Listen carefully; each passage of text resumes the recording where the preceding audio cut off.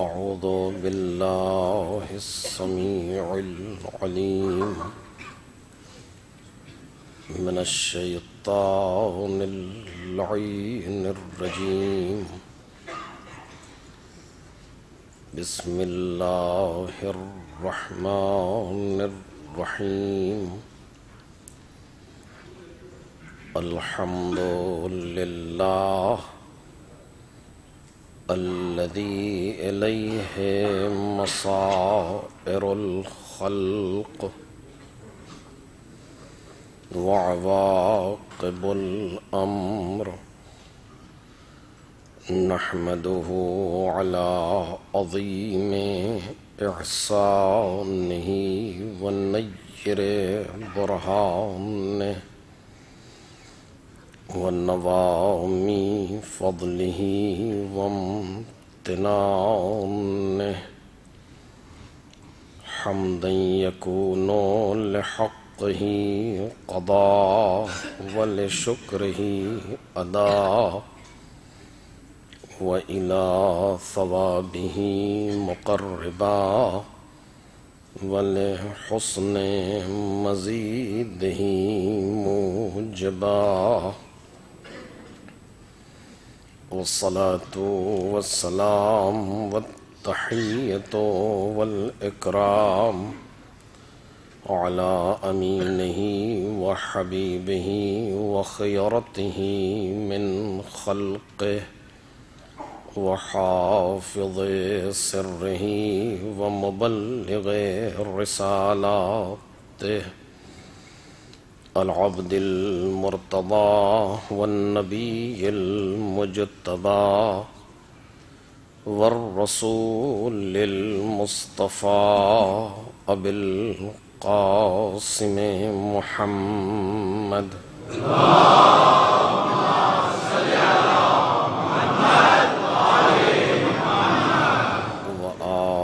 الأطيبين الأطهرين الأكرمين المعصومين المظلومين، الذين أذهب الله عنهم الرجس وطهرهم تطهيرا.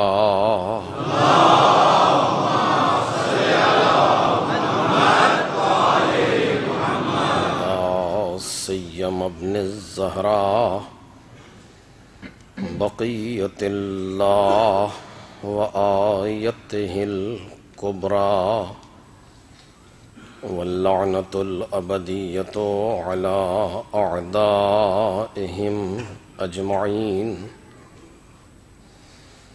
أما بعد، فقد قال الله الكريم في الذكر الحكيم: وجعلناهم أئمة يهدون بأمرنا وأوحينا إليهم فعل الخيرات وإقام الصلاة وإيتاء الزكاة وكانوا لنا عابدين.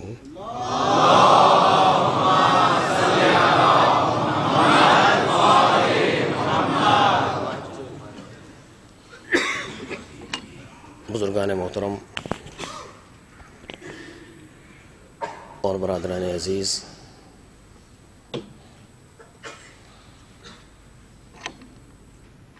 سورہ مبارک انبیاء کی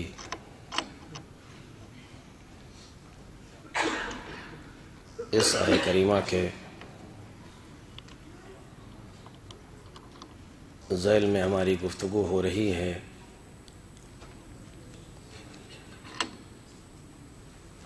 جس میں خالق کائنات کا یہ ارشاد ہے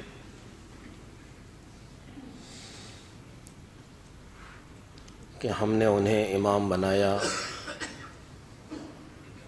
جو ہمارے امر سے ہدایت کرتے تھے، اور ہم نے ان کی طرف کار خیر کرنے نمازوں کو قائم کرنے اور زکوٰۃ دینے کی وحی کی، اور یہ سب ہماری ہی عبادت کرنے والے تھے۔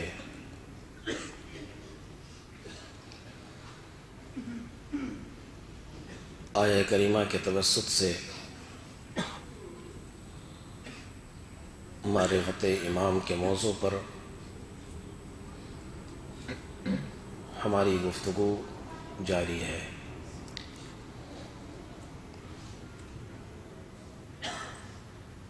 چونکہ کائنات میں ہماری زندگی کا مقصد معرفت جناب باری ہے،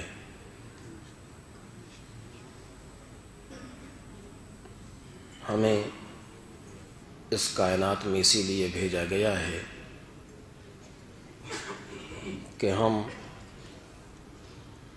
پروردگار کی معرفت حاصل کریں۔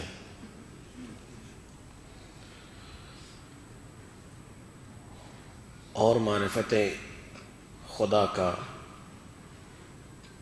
واحد راستہ امام ہے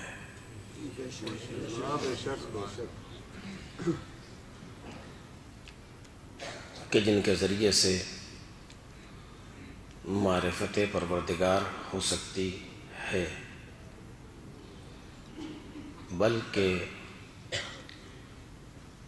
جن کی معرفت ہی خدا کی معرفت ہے۔ اس پر پہلے گفتگو ہوئی ہے کہ معرفت امام یعنی معرفت خدا، معرفت خدا یعنی معرفت امام۔ چونکہ انسان میدان معرفت میں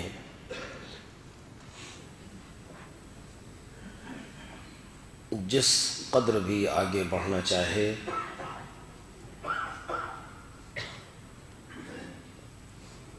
اس کا طار فکر امام سے آگے بڑھ ہی نہیں سکتا۔ نہ یہ کہ کوئی پابندی ہے کہ بڑھنے نہیں دیا جائے گا، نہیں، بلکہ امکان نہیں ہے،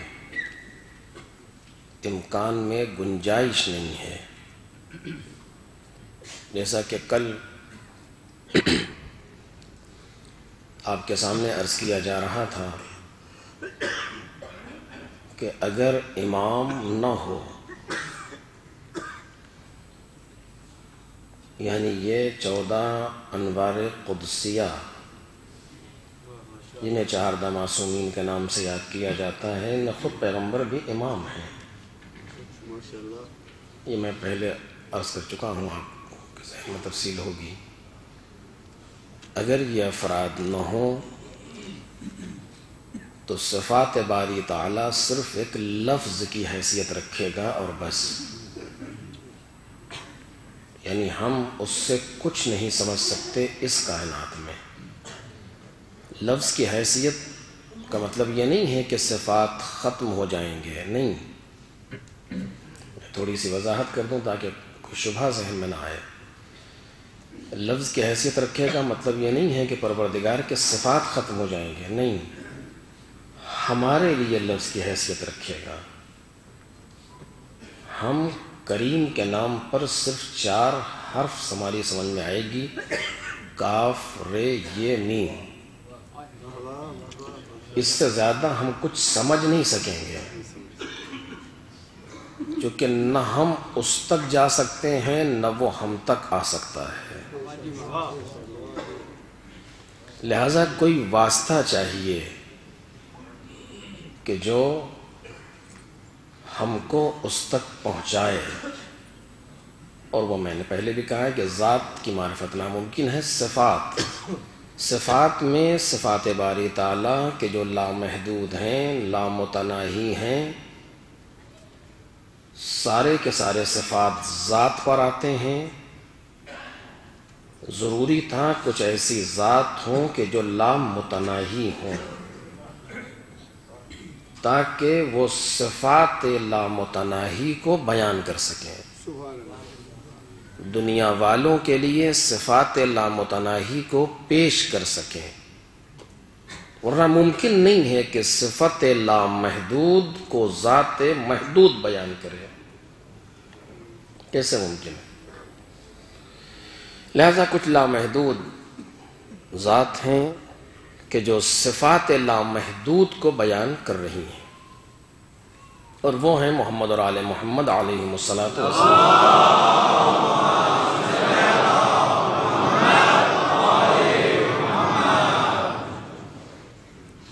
یہ کل تک کی گفتگو تھی جو میں نے تھوڑی سی کی وضاحت آپ کے سامنے پیش کی۔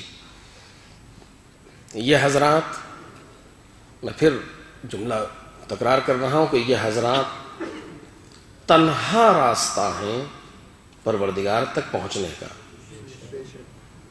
ممکن ہے کہ کائنات میں معرفت دوسرے ذریعے سے بھی حاصل ہوتی ہے، انکار نہیں کیا جا رہا ہے آیات آفاقی و انفسی کا کہ من عرف نفسہ عرف ربہ، درست ہے، یا جس نے مخلوقات کو دیکھا ہے وہ خالق کی معرفت حاصل کر سکتا ہے، لیکن یہ معرفت بس اتنی ہی ہے، یعنی اس مخلوق کا کوئی بنانے والا ہے، صرف اس حد تک پہنچے گا ذہن بشری، اور آج فلسفہ اسی حد تک پہنچتا ہے کہ اس عالم کا کوئی خالق ہے، اس سے زیادہ نہیں کہتا کچھ۔ آپ نے اس سے پہلے سنا ہے کہ سرکار گزر رہے ہیں، ایک بڑھیا ہے جو چرخہ کاٹ رہی ہے، اور اس سے سرکار نے پوچھا کہ خدا ہے؟ اس نے کہا یا رسول اللہ ہے۔ آپ نے کہا دلیل کیا ہے؟ رسول اللہ اس بیچاری بڑھیا سے آپ دلیل پوچھ رہے ہیں خدا کے وجود پر؟ کا ضروری ہے کہ انسان دلیل رکھے خدا کے وجود پر، اپنی بساط کے مطابق دلیل رکھے۔ پیغمبر اس سے وہ دلیل نہیں پوچھ رہے ہیں جو خود پیغمبر کے لیے ہے، پیغمبر اس سے وہ دلیل نہیں پوچھ رہے ہیں جو سلمان فارسی کے لیے ہے مثلا، لیکن دلیل چاہیے، اصول دین پر دلیل چاہیے۔ خدا ہے کیوں ہے؟ خدا ایک ہے کیوں ہے؟ دو ممکن ہے یا نہیں ہے؟ الآخر رسالت کیوں ضروری ہے؟ قیامت کا ہونا کیوں ضروری ہے؟ امامت کیوں ضروری ہے؟ دلیل چاہیے اپنی حیثیت کے مطابق۔ اس سے پوچھا کہ کیا ہے؟ کہا رسول اللہ ہے، تو کہا دلیل کیا ہے؟ تو وہ بھی اتنی معرفت رکھتی تھی، توجہ کیجیے گا، جملہ عرض کر رہا ہوں۔ کون پوچھ رہا ہے؟ پیغمبر، اس ایک ضعیفہ سے۔ تو جب پیغمبر نے کہا کہ کیا دلیل ہے، تو اس نے یہ نہیں کہا کہ چونکہ آپ نے کہا ہے، توجہ کریں، چونکہ توحید میں یہ دلیل کام نہیں آتی جسے دلیل نقلی کہا جائے، یہ تائید تو بن سکتی ہے لیکن دلیل چاہیے۔ یہ چیز فروع دین میں کام آتی ہے کہ جہاں چیز کو، احکام الہی کو بالدلیل سمجھنا ہماری ذمہ داری نہیں ہے۔ ہم سے اگر کوئی پوچھتا ہے کہ یہ مسئلہ اس طریقے سے کیوں، تو ہم کہیں گے کہ ہم فلاں مجتہد کے مقلد ہیں، اس نے کہا ہے لہذا ایسے ہے۔ یہاں پر ہمیں دلیل رکھنے کی ضرورت ہی نہیں ہے، نہ ہم سے کہا گیا ہے، اور نہ مناسب ہے، اور نہ ممکن ہے۔ یہ بھی توجہ کیجیے گا، ممکن بھی نہیں ہے۔ وہاں صرف اتنا ہی ہے کہ ہم جس کی تقلید میں ہیں اس نے کہا ہے، تمام شد۔ قدرت قیامت کے دن ہم سے اتنا ہی پوچھے گی کہ تم نے یہ کمل ایسے انجام کیوں دیا؟ پروردگار انہوں نے کہا تھا، ختم ہو گئی بات۔ اس سے زیادہ ہم سے نہیں پوچھا جائے گا، ہم بعنوان مقلد اتنا ہی جواب دیں گے، انہوں نے کہا تھا۔ ہاں اب یہ بات بیچ میں آ گئی، انہوں نے کہا تھا اس کے لیے دلیل چاہیے ہوگی، نہیں میں اپنی بات نہیں معلوم پہنچی کہ نہیں پہنچی، لیکن توجہ کیجئے، میں روک رہا ہوں اسی لیے کہ یہ تو کافی ہے دلیل. مثلا بینک میں سروس کرنا کیسا ہے، انہوں نے کہا جائز، انہوں نے کہا کیوں جائز ہے، کہا انہوں نے کہا تھا. مثلا کافر سے سود لے لینا مثلا جائز ہے، کیوں جائز ہے، پروردگار انہوں نے کہا تھا. نماز میں تیسری رکعت میں ایک مرتبہ کہہ دینا سبحان اللہ والحمد للہ ولا الہ الا اللہ واللہ اکبر کافی ہے. کیوں کافی ہے؟ انہوں نے کہا تھا. نہ حدیث کی ضرورت ہے، نہ آیت کی ضرورت ہے، نہ کسی منطقی دلیل کی ضرورت ہے، اور نہ ممکن ہے. انہوں نے کہا تھا، اتنا ہی کافی ہے بس. خداوند عالم کے نزدیک صرف اتنا کہہ دینا قیامت کے دن ہمیں نجات دلا دے گا. ہم بعنوان مقلد اس سے زیادہ نہ ذمہ داری ہے اور نہ اپنے آپ میں ٹینشن دینے کی ضرورت ہے بلا وجہ. کچھ لوگ جو ہے نا وہی قاضی جی دبلے کیوں کہ شہر کے اندیشے میں. آپ کو پریشانی نہیں ہے، مطلب آپ سے مراد میں بھی اسی میں شامل ہوں، مجتہد نہیں ہوں، مقلد ہوں. ہمیں کوئی دقت ہی نہیں ہے یوں کیوں یہ وہ جانے کہ یوں کیوں. ہمیں کیا کرنا، ریلیکس ہیں. کیا کر رہے ہیں، کیا یہ کر رہے ہیں، کیوں کر رہے ہیں، انہوں نے کہا، ختم ہو گئی بات. نہ اس سے زیادہ ہم سے پیغمبر پوچھیں گے، نہ اس سے زیادہ ہم سے امام پوچھیں گے، نہ اس سے زیادہ قبر میں فرشتہ پوچھے گا، نہ اس سے زیادہ قیامت میں خدا پوچھے گا.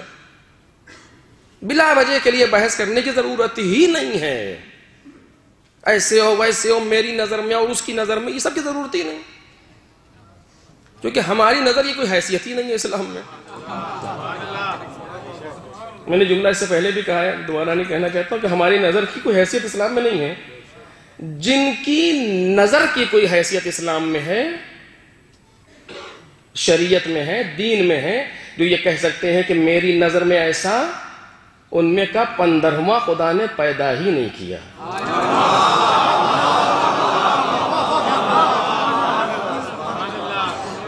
یعنی آپ یقین رکھیں کہ وہ جو کہہ سکتے ہیں میری نظر میں، وہ 14 ہی ہیں بس.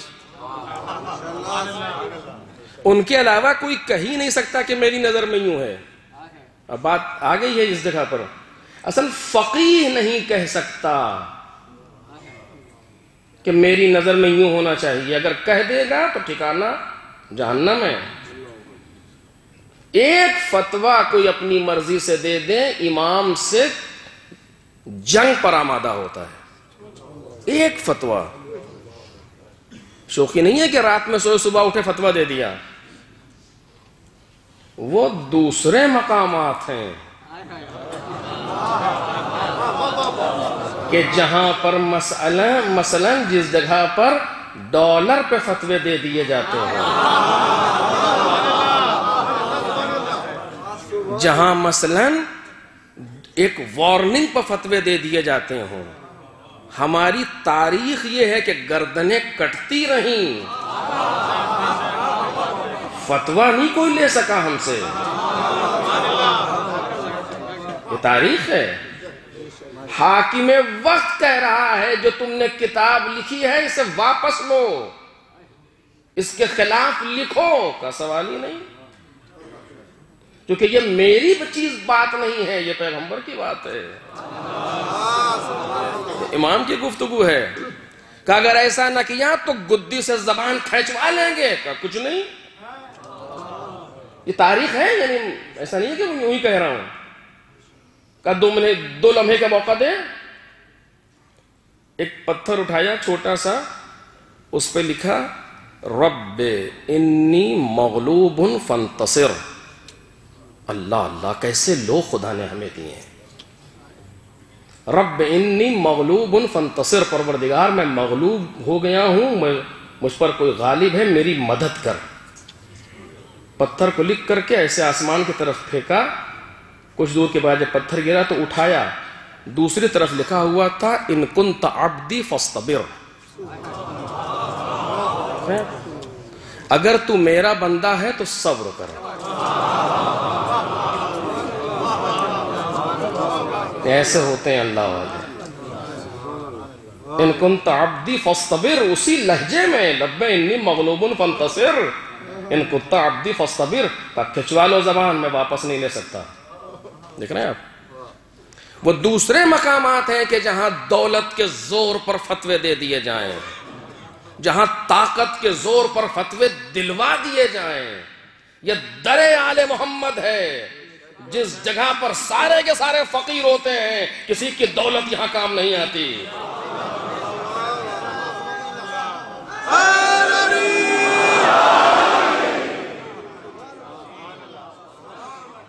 یہ در آل محمد ہے کہ جہاں سارے کے سارے فقیر ہیں، کوئی دولت مند نہیں ہے کہ ہم کسی کی دولت سے گھبرائیں، نہیں، یہاں فتوے نہیں دیے جاتے۔ فقیر نہیں کہہ سکتا کہ میری نظر میں یہ سوال ہی نہیں پیدا ہوتا، وہ کہتا ہے ان آیات اور ان روایات کی روشنی میں حکم پروردگار یہ ہے۔ وہ آیات اور روایات کی روشنی میں سوچتا ہے، کیونکہ جتنی اس کی ذمہ داری ہے۔ اسی لیے کہا گیا کہ اگر کسی فقیہ نے جو فتویٰ دیا ہے اگر وہ درست ہے عند اللہ تو اسے 2 ثواب ملیں گے، اور اگر خدا نہ کردہ غلط ہو گیا تو اسے 1 ثواب ملے گا۔ کیوں؟ اس لیے کہ اس نے اپنی ذمہ داری کو پورا کر دیا، اس سے زیادہ پر مکلف نہیں ہے وہ، اس نے اپنی ذمہ داری اللہ کے نزدیک مکمل کر دی۔ تو اس میں ہمیں ٹینشن لینے کی ضرورت ہی نہیں ہے، یہ کیسے ہو، وہ کیسے ہو، مغرب میں یوں کیسے ہو، چاند آج ہے کہ نہیں ہے، اور آج اسے کیا بحث ہے ہمیں؟ بلا وجہ کے لیے اپنے آپ کو زحمت میں ڈالنا ہو، الجھن پیدا کرنا ہو، جھگڑا ہو، لڑائی ہو، کیسے کیا مشکل ہی نہیں ہے۔ بھئی ایک گھر میں 2 بھائی ہوتے ہیں، ایک ایلوپیتھ کی دوا کھا رہا ہے، ایک ہومیوپیتھ کی دوا کھا رہا ہے، نہ یہ اسے لڑتا ہے نہ وہ اسے لڑتا ہے۔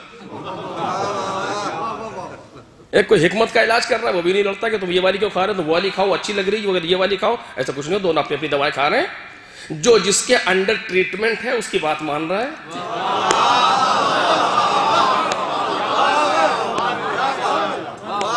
چونکہ یہ مر جائے گا تو وہ کچھ نہیں کہے گا، وہ مر جائے گا تو یہ کچھ نہیں کہے گا، جس کے زیر علاج ہے اس کی ذمہ داری ہے اسے بچائے، ہے کہ نہیں؟ اس کو آپس میں بحث کرنے کی ضرورت ہی نہیں ہے، کچھ ریلیکس بالکل۔ پروردگار عالم نے اتنا آسان کر کے ہم کو دے دیا تھا نظام تقلید، ہم نے اسے دشمنوں کے چکر میں الجھن پیدا کر دیا اپنے آپ کو، یا ایسے ہو وہ ایسا، ضرورت ہی نہیں۔ ہاں ایک ذمہ داری ہے، توجہ کیجئے، قیامت میں صرف اتنا کہنا مالک انہوں نے کہا تھا، بس۔ ذمہ داری کیا ہے؟ یہ انہوں نے کو ہمیں طے کرنا ہے۔ توجہ کیجئے، نظام پر یہاں تک بات آ گئی چونکہ معرفت میں ہے، لہذا میں نے جملہ اس سے پہلے کہا تھا کہ مجھے کہنا پڑے گا ورنہ تو بات واضح نہیں ہوگی، چونکہ بات آ گئی ہے اس مقام تک۔ آپ دیکھیے، توحید جسے توحید کہا جاتا ہے،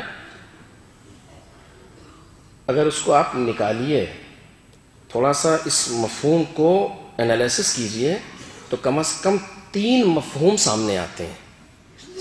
توجہ چاہتا ہوں، معرفت کی بات ہے لہذا میں عرض کر سکتا ہوں، کم از کم 3 مفہوم سامنے آتے ہیں۔ بہت توجہ، سنجیدہ بالکل۔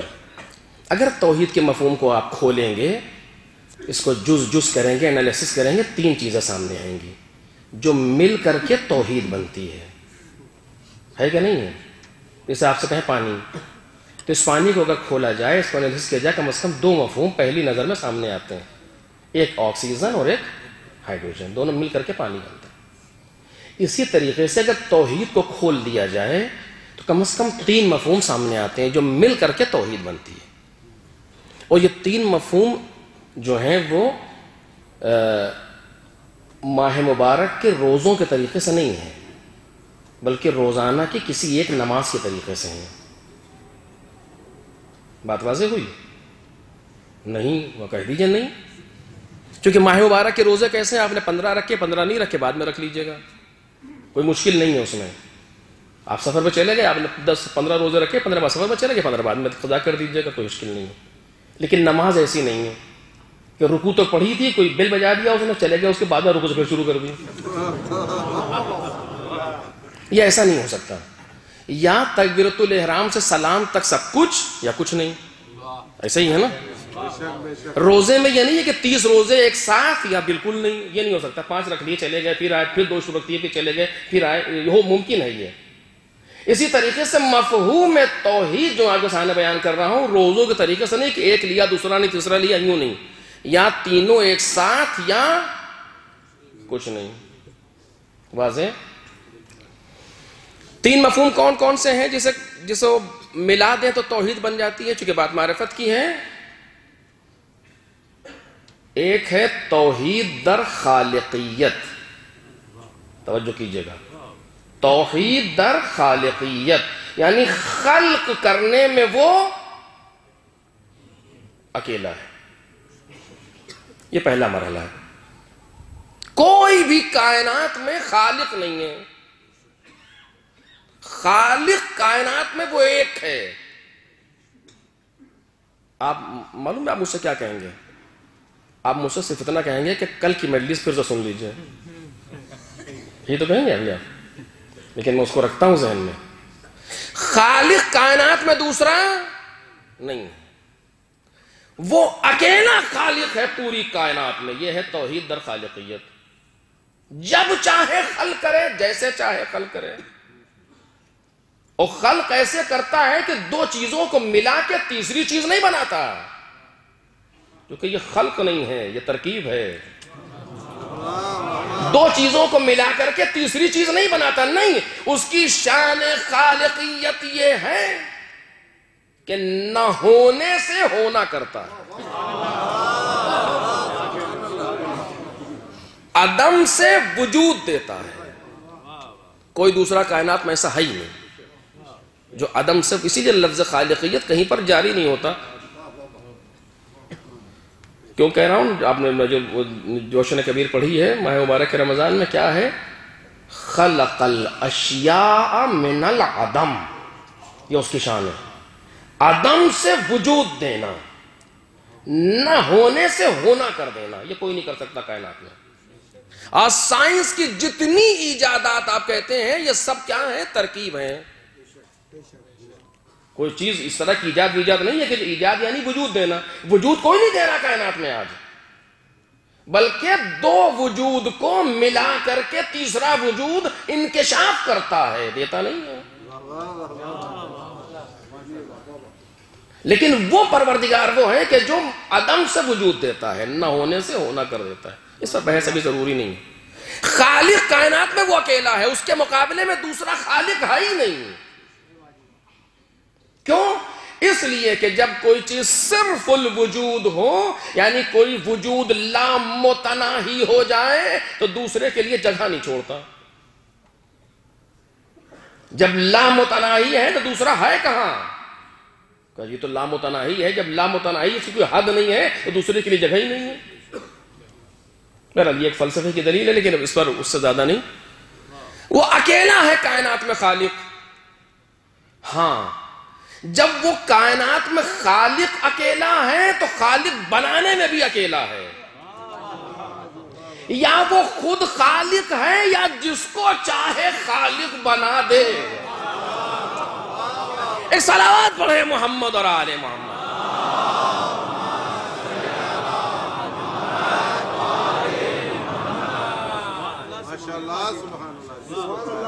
اب آپ مجھ سے نہیں کہیں گے کل کی مجلس سن لیجئے، وہ اکیلا ہے خالق کائنات میں، اسے کسی نے بنایا نہیں، خود بخود ہے، لیکن وہ جسے چاہے بنا دے۔ جناب عیسیٰ کو بنا دیا اس نے، اور جناب عیسیٰ آپ کو شان سے کہہ رہے ہیں انی اخلق لکم من الطین کہیئۃ الطیر، میں تمہارے لیے مٹی سے خلق کرنے والا ہوں، خلق کر رہا ہوں۔ اس نے بنا دیا بِإِذْنِ اللہ۔ تو پہلی چیز توحید در خالقیت، دوسری چیز توحید در ربوبیت، رب ہونے میں وہ اکیلا ہے۔ اس رب کی دو قسمیں ہیں، توجہ کیجئے۔ ایک ہے ربوبیت تکوینی اور ایک ہے ربوبیت تشریعی، دو چیزیں ہیں۔ ربوبیت تکوینی یعنی اس کائنات کا کنٹرول، یہ اس کی ذمہ داری ہے، اس میں وہ اکیلا ہے، کسی کا محتاج نہیں ہے کہ یہ والا حصہ تم سنبھالو، وہ والا حصہ تم سنبھالو، نہیں اس کو ہم دیکھتے ہیں، ایسا کچھ نہیں۔ پورے مینجمنٹ میں کائنات کے وہ اکیلا ہے، رب ہے۔ رب سے مراد پالنے والا نہیں ہے۔ رب میں دو چیزیں، ایک رب ہوتا ہے را با یا سے، ایک ہوتا ہے رب را با با سے۔ ربیا سے ہے پالنے والا، جیسا کہ والدین کے لیے ہے، لیکن یہاں جو الحمدللہ رب العالمین، یہ ربابا سے یعنی مدبر کائنات، پوری کائنات کا کنٹرول جس کے پاس ہے، اس میں سے ایک چیز ہے پالنے والا،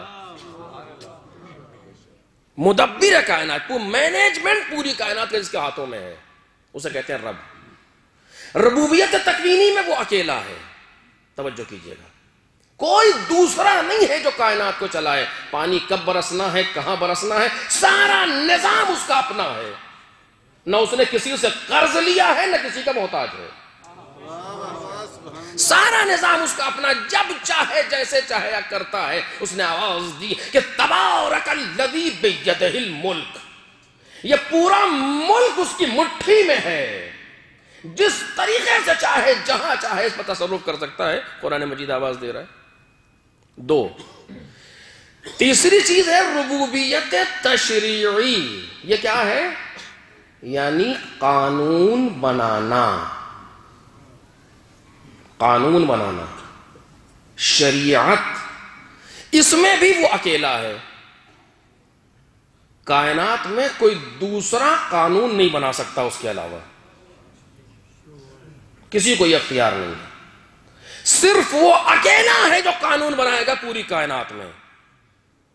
کیا ہونا ہے کیا نہیں ہونا ہے یہ نہ کسی امام کے اختیار میں ہے، نہ کسی نبی کے اختیار میں ہے، نہ کسی رسول کے اختیار میں ہے۔ توجہ کیجیے، جناب آدم کائنات میں قانون نہیں بنا سکتے، جو اس پروردگار نے قانون دیا ہے اس پر عمل کریں گے کائنات میں۔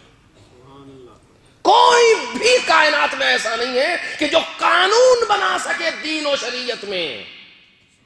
مسئلے کی سنجیدگی اور مسئلے کی سختی پر غور کریں آپ، کائنات میں کوئی بھی ایسا نہیں ہے جو قانون بنا سکے سوائے پروردگار عالم کے۔ بعض زبانیں نادانستہ طور پہ جو کھل جاتی ہیں انہیں کنٹرول میں رہنا چاہیے، کیونکہ جو آج ہم کہہ رہے ہیں کل اس کہے کا ہمیں جواب دینا ہے۔ اتنا سخت مسئلہ ہے یہ، اور سخت کیوں میں بھی آپ کے سامنے بیان کر رہا ہوں۔ پروردگار عالم نے کہا دیکھو میں مٹی سے ایک بشر بنا رہا ہوں، جب اسے بنا لوں اور اس میں روح ڈال دوں تو تم سارے کے سارے سجدے میں گر جانا۔ کس سے کہا تھا خدا نے؟ فرشتوں سے۔ بنا لیا، بن گیا، روح ڈال دی گئی، ساری ملکوتیت سجدے میں گر گئی۔ فسجد الملائکۃ کلہم اجمعون، سارے کے سارے ملائکہ نے، کتنی تاکیدیں آ رہی ہیں، سارے کے سارے ملائکہ نے سجدہ کر لیا، ایک نہیں گرا، الا ابلیس۔ ابلیس نے سجدہ نہیں کیا، ملک تھا بھی نہیں، وہ شیطان تھا، جن تھا، عبادت کی بنیاد پر بزم ملکوتیت تک پہنچ چکا تھا۔ یعنی اس کی عبادتوں کا آپ معیار سمجھیے، شوخی نہیں ہے، اتنا اپنے آپ کو اس نے بلند کیا کہ بزم ملائکہ میں موجود ہے۔ کون ہے؟ جن، جنات میں سے ملائکہ میں موجود ہے، سجدہ نہیں کیا۔ الا ابلیس استکبر وکان من الکافرین، کافروں میں سے ہو گیا، نکال دیا گیا، لعنت ہے اس کے اوپر۔ میں نہیں کہہ رہا، قرآن کہہ رہا ہے وَإِنَّ عَلَيْكَ اللَّعْنَةِ إِلَى يَوْمِ الدِّينِ۔ اچھا خدا نے کہا یوم الدین یعنی قیامت تک کے لیے تجھ پر میری لعنت۔ آیت ہے یہ، وَإِنَّ عَلَيْكَ، تجھ پر لعنتی، میری لعنت إِلَى يَوْمِ الدِّينِ، یعنی خدا بھی لعنت بھیجتا ہے۔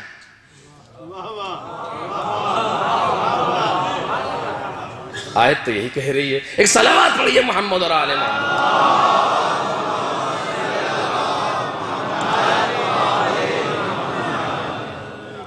خوب، کافر ہو گیا، کافر ہو گیا، کافر ہو گیا، کہاں؟ کیوں کافر ہو گیا؟ کافر کسے کہتے ہیں؟ جو خدا کا انکار کر دے۔ اس نے انکار کیا تھا خدا کا، اب دکھائیے پورے قرآن میں کہیں جہاں شیطان نے خدا کا انکار کیا ہو، لائیے کوئی روایت جہاں شیطان نے خدا کا انکار کیا ہو۔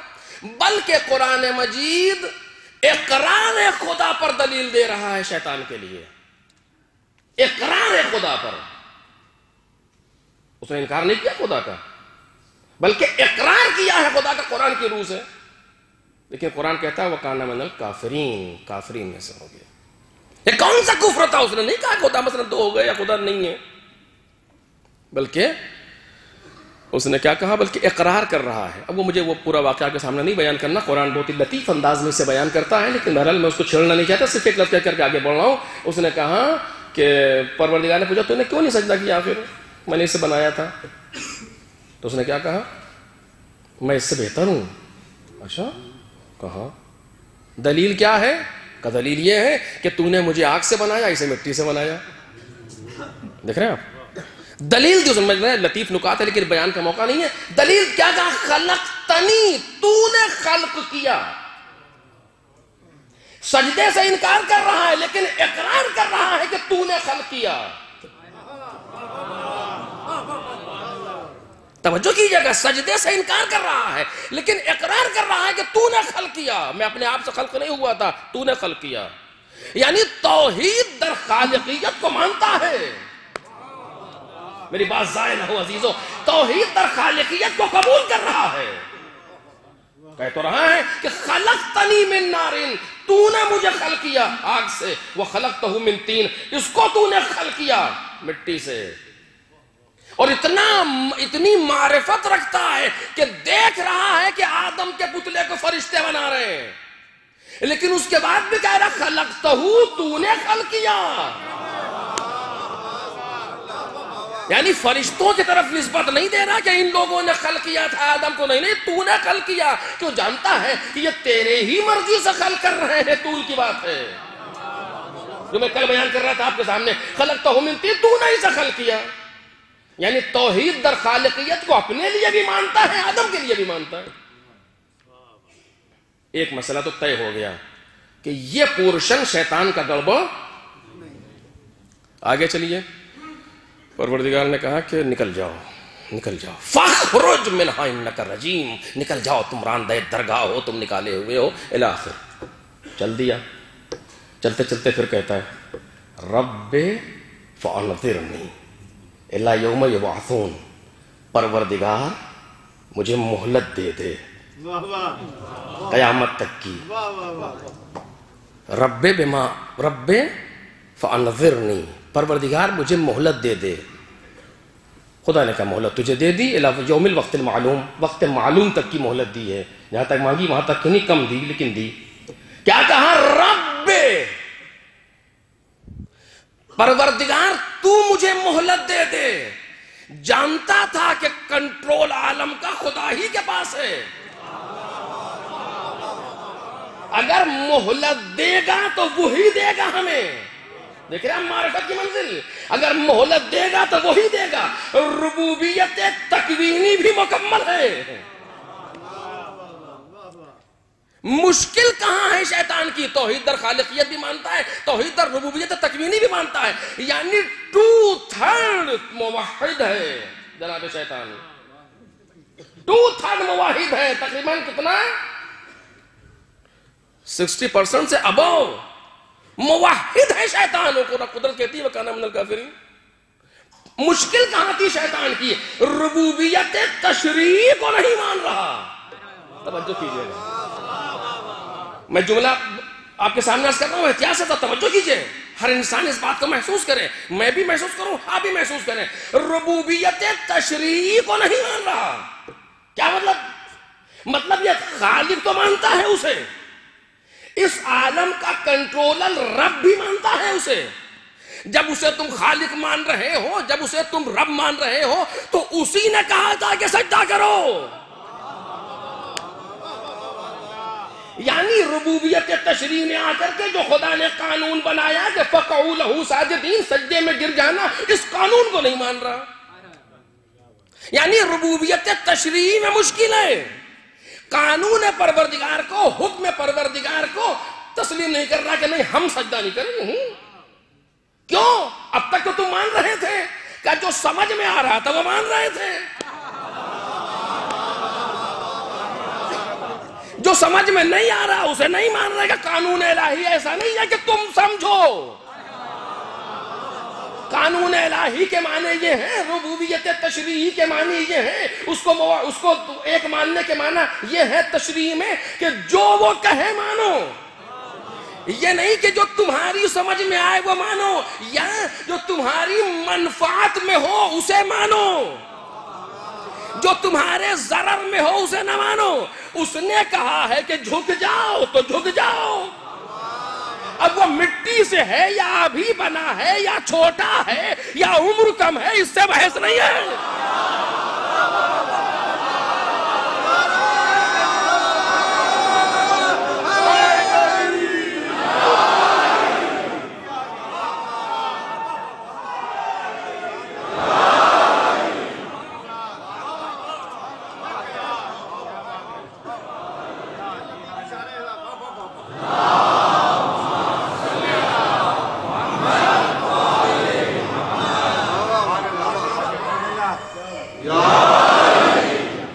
دیکھ رہے ہیں میں صحیح کہہ رہا ہوں نہیں کروں آپ کے سامنے؟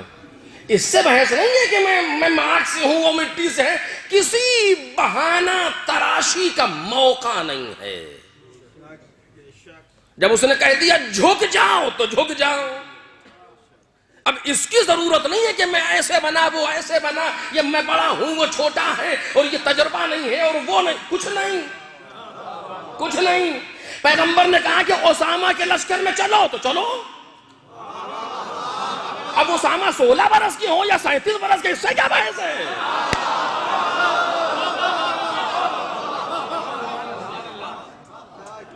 جو قانون بنانا ذمہ داری کس کس خدا کی، اس کے علاوہ کوئی قانون کائنات میں بنا ہی نہیں سکتا، سوال ہی نہیں پیدا ہوتا۔ یا وہ قانون بنائے یا بنانے کا اختیار کسی کو دے، بنانے کا اختیار کسی کو دے، اور ثابت ہو کہ اس نے اختیار دیا ہے بنانے کے لیے، جس طریقے سے مجھے نہیں معلوم، لیکن قرآن مجید نے، میں نے پہلے آپ کے سامنے کہا ما آتاکم الرسول فخذوہ، پروردگار عالم نے کھلا چک دیا، جو تمہیں دے لے لو۔ یہ قانون کس نے بنایا؟ خدا نے بنایا۔ میں نے عرض کیا تھا پہلی تقریر میں، یہ قانون کس نے بنایا؟ خدا نے بنایا، اسے قانون بنانے کا حق ہے۔ آپ کو معلوم ہے قانون بنانا اتنی سخت ذمہ داری، اتنا سخت مرحلہ ہے کہ سورہ حاقہ کی آخری آیتوں میں ہے یہ آیت، آپ اٹھا کر کے دیکھیے، پیغمبر کے لیے اگر کوئی اس سے سخت لہجہ قرآن میں دکھا دیجئے تو مجھے بتائیے گا، اس سے سخت لہجہ۔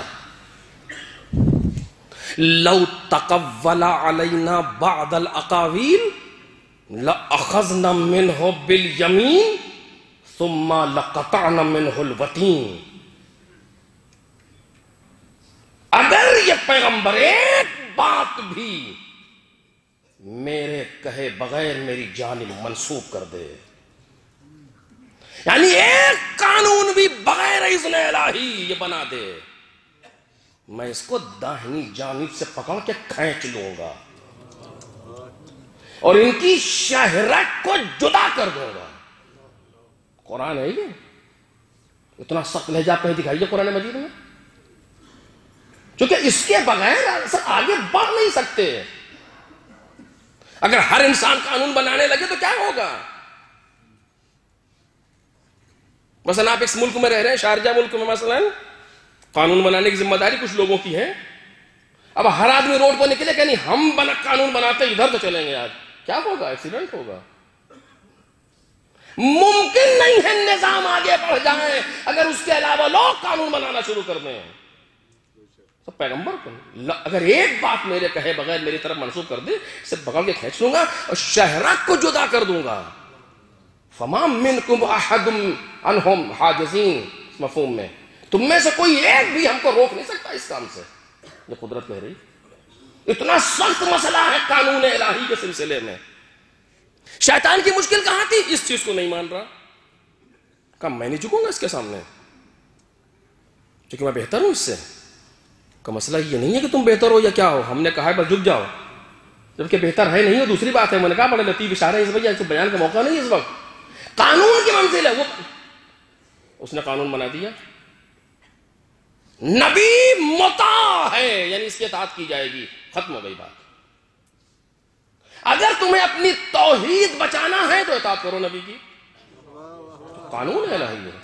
توحید مکمل کب ہوگی؟ جب تینوں رکن پائے جائیں.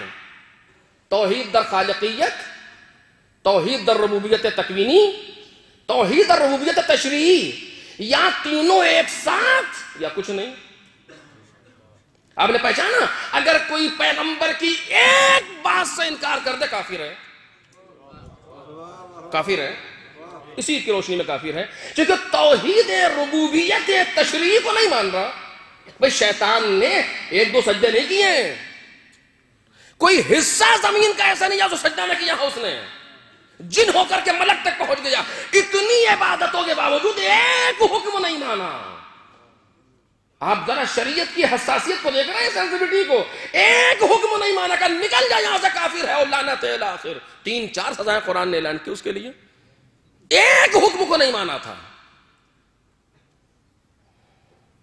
اب میں نے حکم دیا ہے سجدے کا، تم کون ہوتے ہو اپنی بات کرنے والے کہ میں یوں میں یوں؟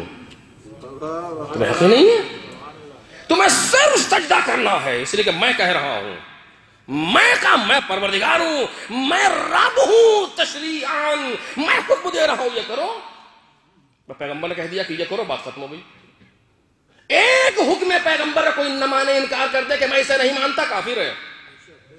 قرآن کی شروع کی روشنی میں کافر ہے. آپ دیکھ لیے اٹھا کر کے.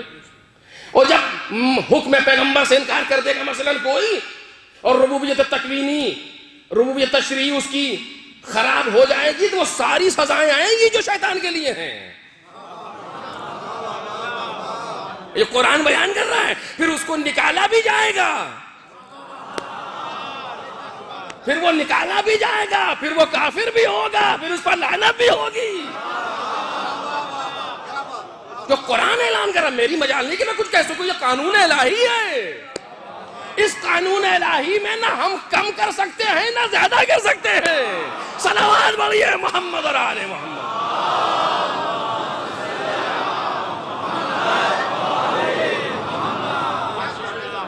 جہاں سے بات شروع کی میں وہاں تک بات کو پہنچاؤں تھا کہ بات ذہن سے نکلنے نہ پائے آپ کے بھی اور میرے بھی. کہ یہ حکم ہے، یہ حکم کی صورت ہے. توحید معرفت یہی ہے، یا مکمل یا کچھ نہیں. ایسا نہیں ہے یہ لیا وہ چھوڑا، وہ لیا یہ چھوڑا، یہ نہیں ہے. کوئی اسے امکان ہی نہیں ہے شریعت میں اس کا. یا مکمل یا کچھ نہیں. اچھا یہ نبی کی بات تھی، یہاں تک پہنچ گئی بات. نبی نے اپنے بات کیا کہا؟ یہ ہیں. کون ہے کہ یہ دکھایا بھی سنایا بھی. دیکھیے دو ہی سورس ہوتے ہیں نا آپ کے کسی بھی علم کو لینے کے لیے. یا آپ کتاب پڑھتے ہیں یا ٹیچر کی بات سنتے ہیں. اور بھی چیزیں چھو کر کے چک کر کے سون کر کے، لیکن وہ علم کا سورس اس طریقے سے نہیں جس طرح سے یہ دو سورس ہیں، دیکھنا اور سننا.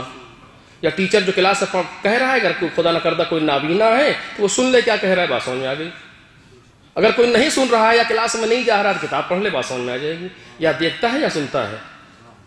پیغمبر نے دونوں کیا، دیکھو بھی اور سنو بھی. نہ کسی اندھے کو عذر رہ جائے،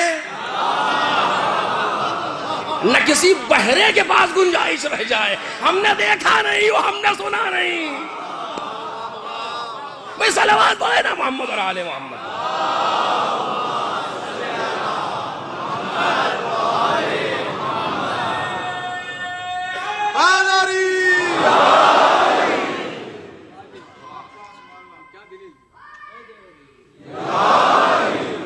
اب گنجائش کسی کے پاس نہیں ہے. پیغمبر دکھا بھی رہے ہیں، سنا بھی رہے ہیں.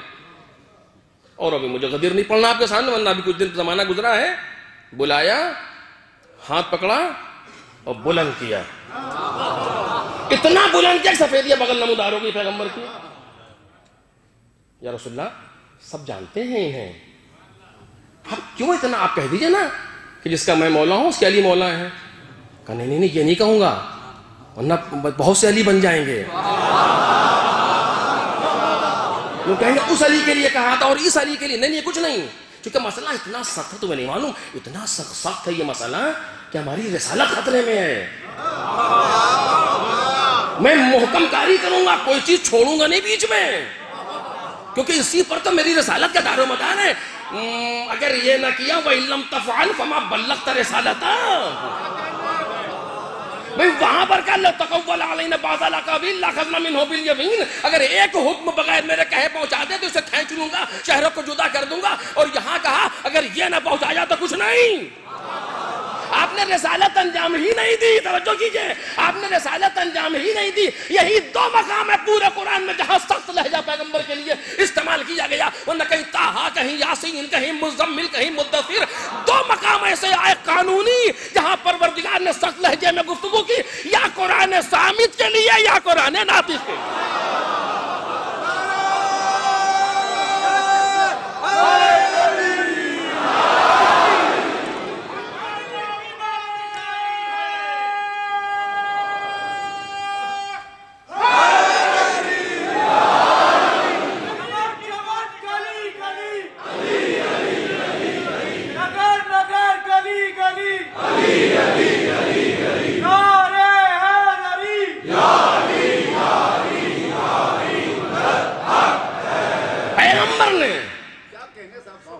دکھا بھی دیا اور سنا بھی دیا.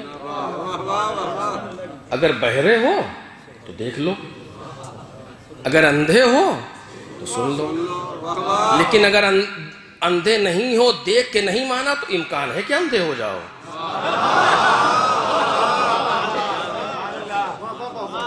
بہرحال پیغمبر نے کیا کہا, من کنت مولا فہذا علی مولا. ہاتھ پکڑ کے بلند کیے ہوئے, یہ زیادہ محکم ہے یہ انداز. ہاتھ پکڑ کے بلند کر دیا, جس کا میں مولا ہوں اس کے یہ علی مولا ہے. اچھا, پہلے کیا کہا, اللہ مولائی, خدا میرا مولا ہے. وَأَنَا مَوْلَا كُلِّ مُؤْمِنٍ وَمُؤْمِنَةٍ, میں ہر مومن و مومنہ کا مولا ہوں. جس کا میں مولا ہوں اس کے یہ علی مولا ہے. شاعر نے اسی لیے کہا کہ عباس در معنی من کنت مولا می روی ہر سو, بلا وجہ معنی مولا میں ادھر ادھر نہ جاؤ. علی مولا بے ان معنی کے پیغمبر بود مولا. علی اسی معنی میں مولا ہے جس معنی میں پیغمبر مولا ہے. اب مولا کے 22 معنی ہو یا 22,000 معنی ہو, فرق نہیں پڑتا. علی اسی معنی میں مولا جس معنی پیغمبر مولا ہے. کیونکہ پیغمبر یہ نہیں کہہ رہے کہ یہ علی مولا ہے اسے مان لو, نہیں. الا من کنتم مولا ہو فہذا علی مولا, جس کا میں مولا ہوں. میں مولا یعنی کیا, میں سرپرست ہوں. سرپرست یعنی دین کے اعتبار سے, شریعت کے اعتبار سے, قانون کے اعتبار سے, نفوذ دین کے اعتبار, ہر اعتبار سے میں مولا ہوں. جو میں کہوں گا میں مولا ہوں یعنی کیا, جو میں دوں گا تمہیں لینا پڑے گا, جس سے روکوں گا اس سے رکنا پڑے گا, کیونکہ میں مولا ہوں. جو میں دوں نہ لو یہ ممکن نہیں ہے, اس لیے کہ میں مولا ہوں. جس سے روکوں اسے لے لو ممکن نہیں, اس لیے کہ میں مولا ہوں. بس جیسے میں مولا ویسے ہی علی مولا. اور یہ بھی عجیب بات ہے میرے عزیزوں, شاید میرے بچوں نے اس پر غور نہ کیا, توجہ کیجئے گا. پیغمبر کو کہنا چاہیے تھا مثلا کہ جس کا میں مولا ہوں میرے بعد اس کے علی مولا ہے. یہی تو ہونا چاہیے تھا. چونکہ آپ جا رہے ہیں نا تو بیان بتا رہے ہیں اپنے والے, نہیں یہ نہیں کہہ رہے جس کا میں مولا ہوں اس کے علی مولا ہیں. کب سے مولا ہے یہ تو تم نہیں سمجھ سکتے. ہاں یہ اور بات ہے کہ اعلان آج کر رہا ہوں. پہلے کیوں نہیں اعلان کیا تھا جب یہ مولا تھے؟ کہا تھے تو, لیکن تم اس قابل نہیں تھے کہ ان کی مولائیت کو سنو.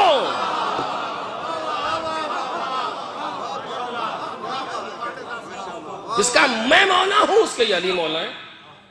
خود مولا کائنات مولا ہو گئے. مولا ہو گئے یعنی کیا ہو گئے, جو علی دیں اسے لے لو, جس سے علی روکیں اس سے رک جاؤ. دلیل کیا ہے؟ اب وقت گزر رہا ہے. دلیل کیا ہے؟ اس لیے کہ پیغمبر نے خود کہا تھا کہ علی مع الحق والحق مع علی. اور حیث ما دار، یا اللہم ادر الحق حیث دار علی، پروردگار حق کو ادھر موڑ دے ادھر علی مڑ رہے ہیں۔ یہ شان مولائیت ہے مولا کائنات کی کہ علی جس میدان میں کھڑا ہو جائے وہ میدان حق ہے۔ ان کے ساتھ 2 لوگ ہوں یا 20,000 فرق نہیں پڑتا، کثرت پہ علی کے ساتھ حق نہیں آئے گا۔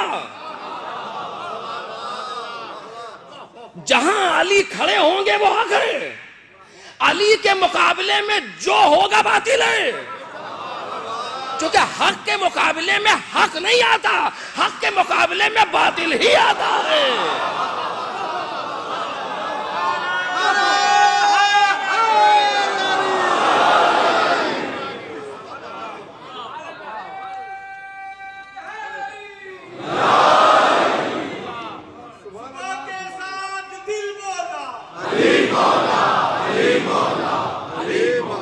اس حق میں تھوڑا سا ہم بھی اپنا حق شامل کریں،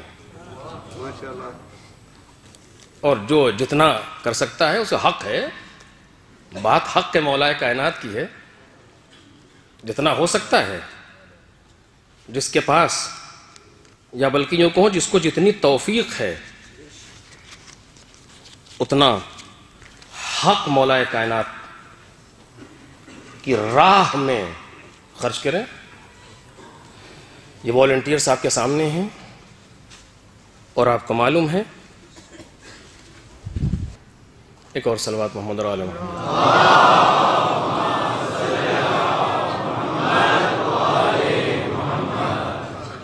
جس طریقے سے پروردگار عالم نے پیغمبر کے لیے کہا کہ ما آتاکم الرسول فخذوہ وما نہاکم عنہ فانتہوا، جو پیغمبر دیں اسے لے لو، جس سے روکیں اسے رک جاؤ۔ اتنی ہی وسعت کے ساتھ پیغمبر نے اعلان کیا علی حق کے ساتھ ہے، حق علی کے ساتھ ہے۔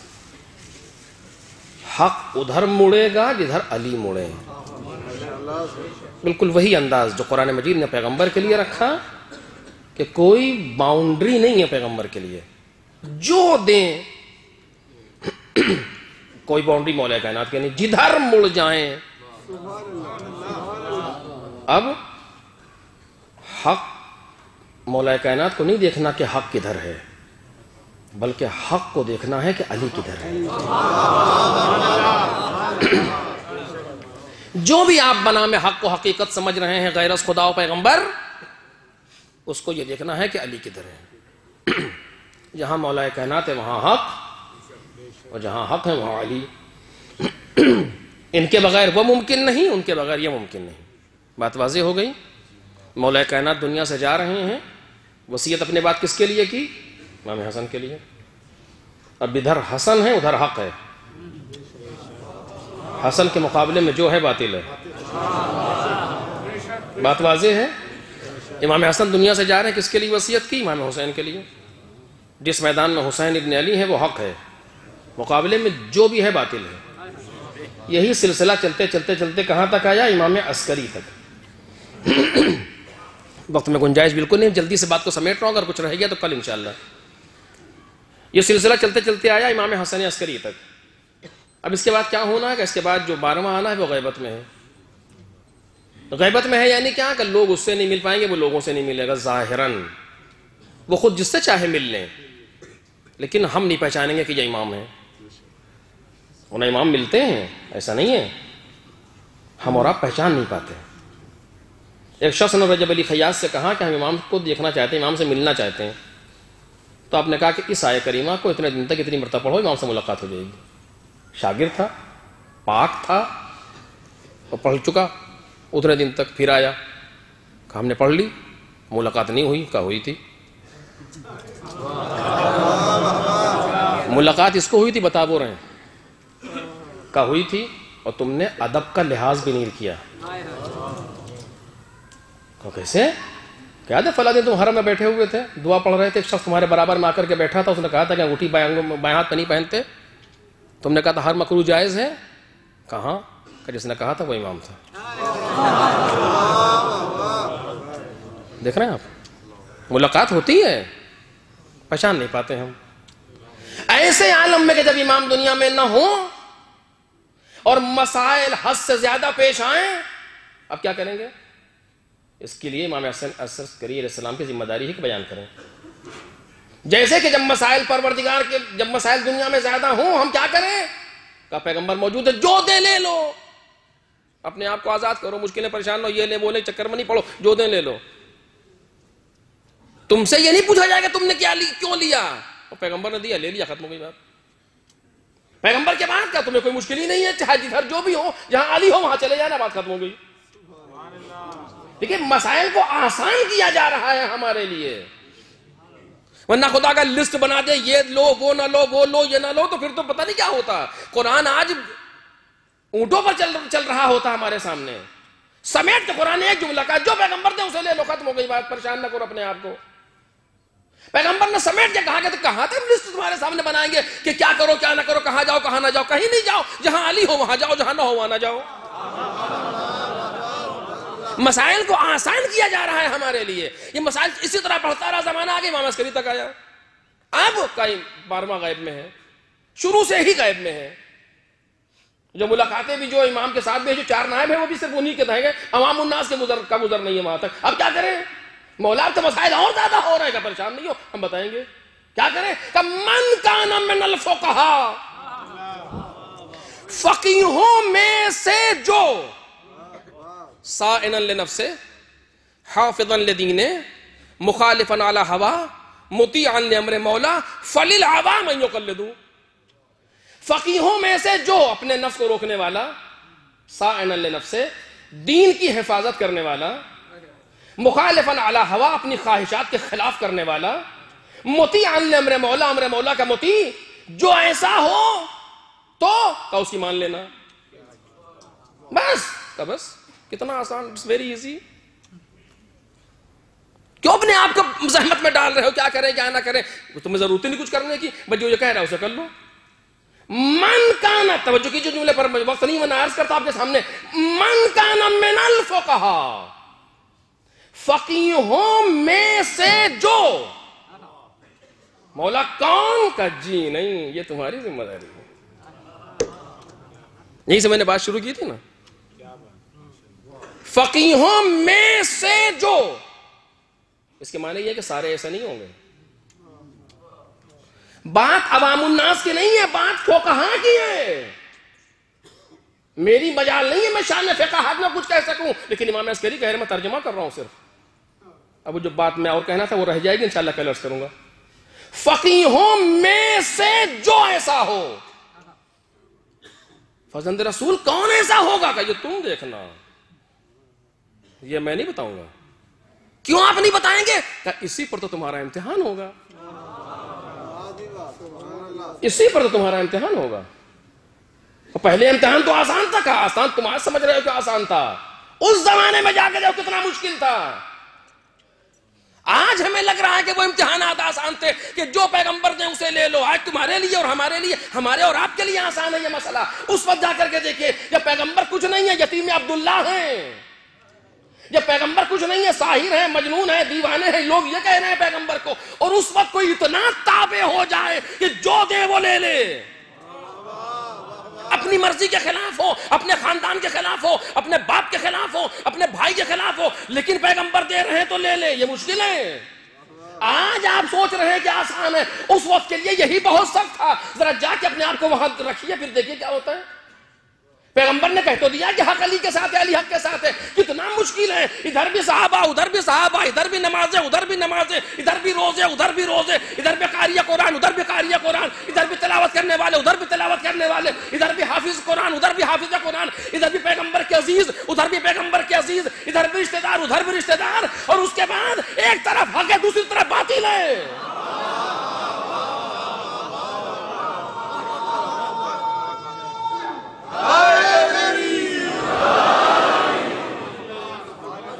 جتنا آسان آج ہمیں لگ رہا ہے اتنا آسان تھا نہیں. اس وقت مولا کائنات کی عمر کے اعتبار سے ایک جوان ہے، اور جس کو پورے دین کی ذمہ داری جسے پیغمبر نے دے دی، اور بڑے بڑے صحابہ کرام ادھر ہیں، لیکن ماننا ان کی ہے جو پیغمبر کہہ رہے ہیں. آج آسان ہے، کل وہ ابن ابی طالب ہیں تھے، آج اتنا آسان ہو گیا ہمارے اور آپ کے لیے کہ مولا نکالے جائے سے. امتحان ہر زمانے میں ضروری ہے, امتحان ہر عہد میں ضروری ہے. اسی پر تو کامیابی ہے, اسی پر تو مقامات ہیں, اسی پر تو نجات ہے. کہ اب تم اس قابل ہو کہ خود طے کرو کون ہے جس کے پیچھے چلو. یہ تمہیں طے کرنا ہے, یہ تمہیں طے کرنا ہے. تمہارے پاس راستے ہم بتا دیتے کیسے طے کرو کیا, لیکن تمہیں طے کرنا ہے کہ کون ہے فقیہوں میں سے. بات آگے بڑھے گی, میں آپ کے سامنے عرض کروں گا تاکہ مسائل آسان ہو ذرا سا, لیکن آج بڑھنے سے جو وقت میں گنجائش نہیں. کون ہے فقیہوں میں سے وہ کہ جو اپنی ہوائے نفس کے خلاف آگے بڑھتا ہے, جو جانتا ہے اگر میں نے یہ کہا تو لوگ میرے مخالف ہوں گے, مگر کہتا ہے چونکہ دین ہے. کون ہے ایسا کہ جہاں فتوے اس طریقے سے دیے جائیں جس طرح سے لوگ چاہتے ہیں. یہ تمہاری ذمہ داری ہے, یہ تمہاری ذمہ داری ہے کہ طے کرو, میں نہیں کروں گا. کیونکہ تم اس قابل ہو چکے ہو. 250 سال اماموں نے محنت کی ہے تاکہ ہم اس قابل بنیں. یہ جملہ جو امام نے کہا ہے من کانا من الفقہاء مولا کائنات کا نہیں ہے, امام عسکری کا ہے. مولا کائنات سے امام عسکری تک آنے میں 250 سال لگے ہیں, اور اس 250 سال میں اس قابل بنا دیا کہ تم اگر اپنی خواہشات کو کنارے رکھ کر کے تحقیق کرو گے پہنچ جاؤ گے اس انسان تک جسے فقیہ آل محمد کہا جائے. اور جب ایسے انسان کو پا لینا دلیل کی روشنی میں تو پھر اب کچھ نہ کہنا, مطمئن ہو کے چادر اوڑھ کے سو جانا. تم آرام سے بستر پہ سو گئے, یہ بیچارہ رات بھر لائبریری میں بیٹھ کے تمہارے مسئلے کا جواب ڈھونڈے گا. اور اب جو یہ کہہ دے اسے مان لینا, تمہیں کوئی ٹینشن ہی نہیں ہے. اس کے لیے مشکل ہے قیامت میں کہ یہ جواب دے خدا کے سامنے تم نے فتویٰ کیوں دیا. ہم سے تھوڑی خدا پوچھے گا, اسے پوچھے گا تم نے یہ بات کیوں کی, مالک انہوں نے کہا تھا. انہیں کیوں مانا تھا, ان دلیلوں کی روشنی میں, اور دلیلیں ایسی جو خدا کے سامنے بیان ہو سکیں. وہ دلوں کے راز سے واقف ہے, تم نے کیوں مانا ہے. یہ اہمیت ہے فقاہت کی, اور اس پر کل گفتگو کروں گا جو بات میں کہہ رہا تھا لیکن نہیں پہنچ پا رہا ہوں, اس جگہ بات کو روک رہا ہوں. یہ اہمیت ہے فقاہت کی کہ جہاں فقیہ تمہارے سامنے آ جائے تب کچھ نہیں, جو وہ کہہ رہا ہے اتنا مان لینا, چاہے وہ تمہارے خلاف جائے, تمہارے خاندان کے خلاف جائے, تمہارے دوستوں کے خلاف جائے, اس سے بحث نہیں, اور کسی سے لڑنے کی ضرورت نہیں. تم یہ کام کیوں کر رہا ہو, میرے فقیہ نے یہی کہا ہے, آئی ایم سوری, میرے فقیہ نے یہ کہا ہے, ختم کی بات. فقیہ کی اہمیت, فقیہ کی اہمیت. ایک فقیہ تھا جس کو سند ملی فقاہت کی, ایک سلام آیا کربلا میں اسی فقیہ کے لیے. ذاکر کہلوا دے بات الگ ہے, خطیب کہلوا دے بات الگ ہے, تاریخ میں جناب زینب نے ایک سلام کہلایا ہے, وہ اسی فقیہ کے لیے.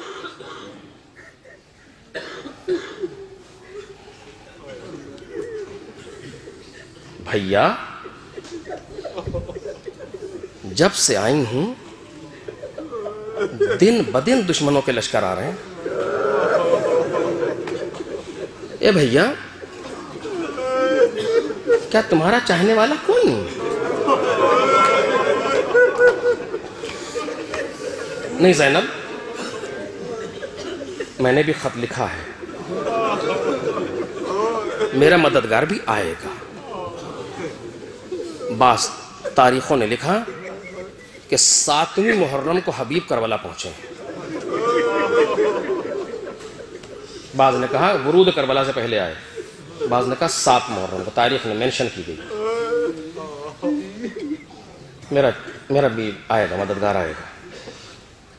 انتظام دیکھیے, کربلا سے میں آنے سے پہلے ایک جگہ امام حسین صلی اللہ علیہ وسلم نے پرچم تقسیم کیے, علم دیے سب کو.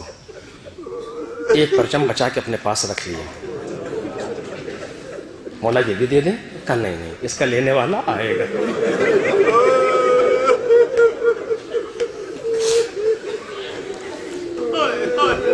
اگر 2 منٹ زیادہ ہو جائے تو معذرت چاہوں گا.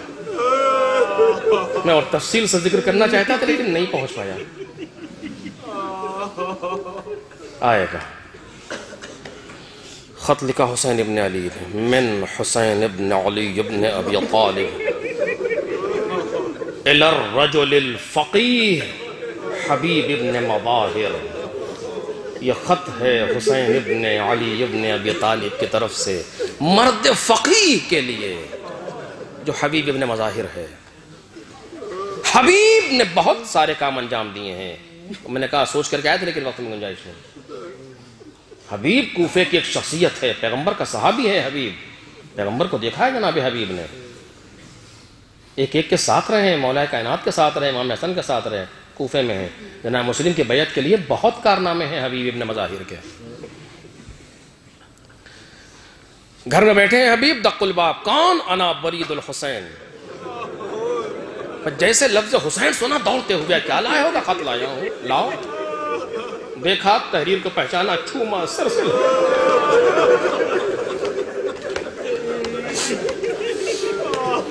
لفافے کو چاک کیا, تحریر نکلی.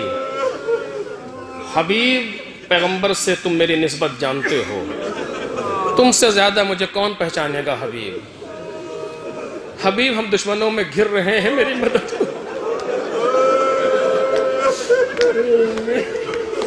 خط پڑھنے میں دیر لگی, آنکھیں اشک بار ہوئیں. واپس آئے, زوجہ نے کہا خیریت کیا ہوا؟ کیا لکھا ہے مولا نے؟ نامہ دکھا دیا. کہا پھر ارادہ کیا ہے؟ کہا مجھے تیرا خیال آ رہا ہے. کہتی حبیب, جو جملے ہیں تاریخ کے, حبیب میں یہ خاک پھانک کے جی لوں گی, تم جاؤ.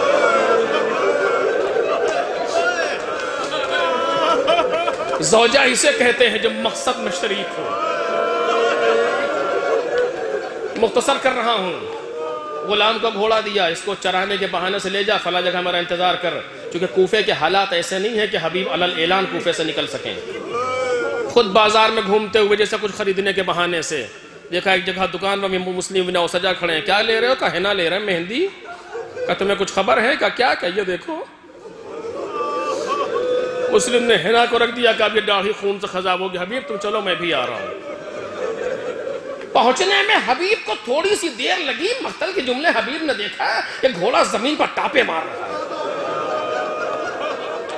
اور اظہار بے چینی کر رہا. غلام کہہ رہا گھبرا نہیں, اگر حبیب نہیں آئے تو میں تجھ پر بیٹھ.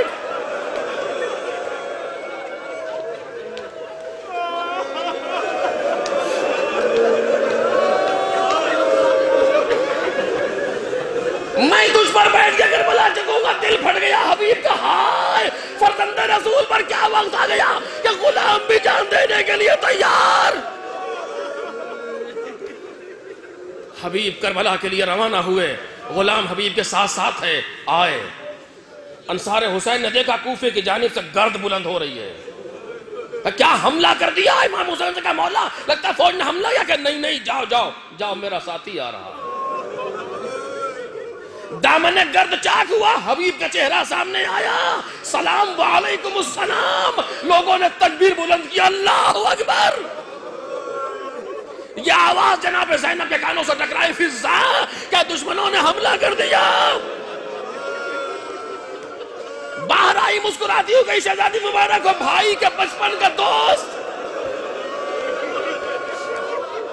آپ کے بھائی کے بچپن کا دوست حبیب آیا ہے. اتنا سننا تھا جناب زینب نے کہا حبیب فضا کو میرا سلام.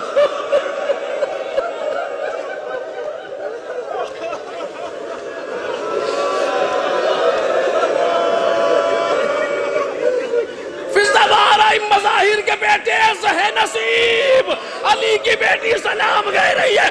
منہ پر تماچے مارے. ہائے, سیدہ علیہ غلاموں کو سلام.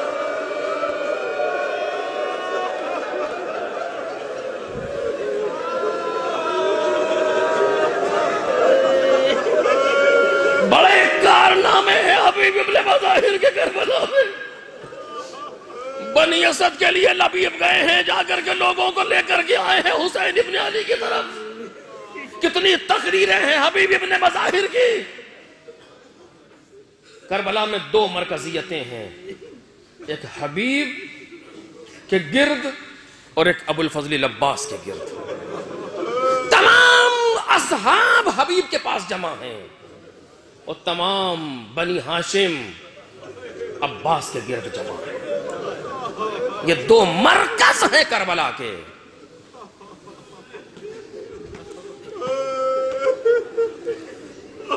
روز عاشور ابو سمامہ میں نے کل عرض کیا، ابو سمامہ سیداوی نے کہا مولا یہ وقت نماز قریب آ رہا ہے، دل چاہتا آخری نماز آپ کے پیچھے پڑھ لوں فرزند رسول.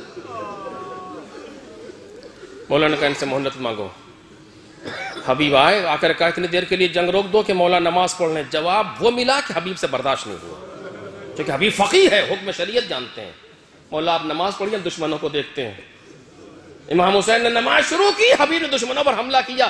اس عمر میں حبیب نے کافی لوگوں کو فنار کیا، اور نماز تمام ہوئی اسے کچھ دیر کے بعد حبیب گھوڑے سے گرے.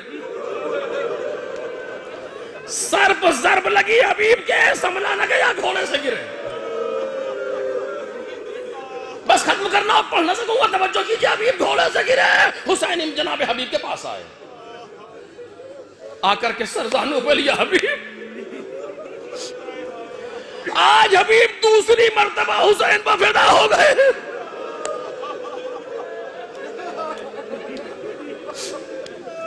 چہرہ تھا پڑھو وقت نہیں ملا، آج دوسری مرتبہ حبیب حسین پر فدا ہو گئے. آئے قریب آوادی للہ درک یا حبیب کنتا رجلا فاضلا. اے حبیب خدا تم پر رحمت کرے، تم ایک مرد فاضل تھے. تختم القرآن فی لیلۃ واحدہ، ایک رات میں پورے قرآن کی تلاوت کیا کرتے تھے.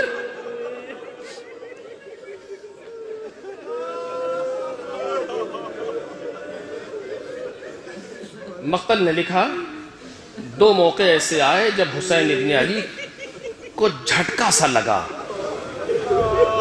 ورنہ جتنا حسین عصر سے قریب ہو رہے تھے چہرہ کھلتا جا رہا تھا. حسین کے چہرے پر الجھن، بے چینی، پریشانی یہ سب کچھ نہیں ہے کربلا میں. بلکہ یہاں تک راوی نے کہا کہ میں نے کسی ایسے انسان کو دیکھا ہی نہیں جس کے اتنے مار دیے جائیں اور اس کے بعد جب خنجر کے نیچے آئے جیسے 14ویں رات کا چاند چمکتا ہے. اتنا حشاش و بشاش ہے حسین کربلا کے میدان میں. دو موقعوں پر حسین کو جھٹکا لگا جس کے لیے راوی نے کہا فبان الانکسار فی وجہ حسین، ایسا لگا جیسے حسین ٹوٹ سے گئے. پہلا موقع یہی تھا جب حبیب گھوڑے سے گرے.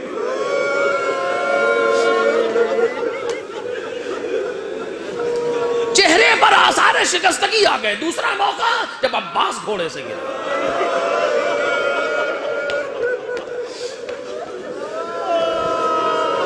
لیکن بس ذرا فرق تھا، جب حبیب گھوڑے سے گرے چہرے پر اثر تو ہے، اعلان نہیں کیا. لیکن جب عباس گھوڑے سے گرے تو اعلان بھی کیا، اب میری کمر ٹوٹ گئی.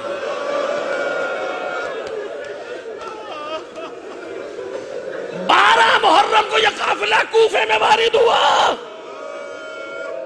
آخری فقرہ جب یاد آئے تو رو لینا. 12 محرم کو یہ قافلہ کوفے میں وارد ہوا. حبیب کا سر ایک بنی تمیم کے شخص کے پاس ہے. وہ لیے ہوئے ابن زیاد کے پاس جانا چاہتا ہے تاکہ ابن زیاد سے انعام لے. وہ کہتا میں نے دیکھا ایک چھوٹا سا بچہ میرے ساتھ ساتھ چل رہا ہے. یہ مقتل کے جملے ہیں عزیزوں کہ ایک بچہ میرے ساتھ ساتھ ہے. جب یہ دربار کی طرف جاتا ہے تو بچہ ساتھ ساتھ جاتا ہے. جب یہ دربار سے باہر نکلتا ہے بچہ اس کے ساتھ ساتھ آتا ہے. اس نے محسوس کر لیا شک کیا یہ کون سا غلام ہے، کون سا بچہ ہے. ابھی یہ بچہ سن بلوغ کو نہیں پہنچا. اس نے مول کہا کیا ہے، کیوں میرے ساتھ آ رہا؟ کہا نہیں کچھ نہیں. کہا نہیں بتاؤ، ایسا لگتا ہے کوئی وجہ ہے. کہا یہ جو سر تمہارے پاس ہے نا یہ میرا بابا کا ہے.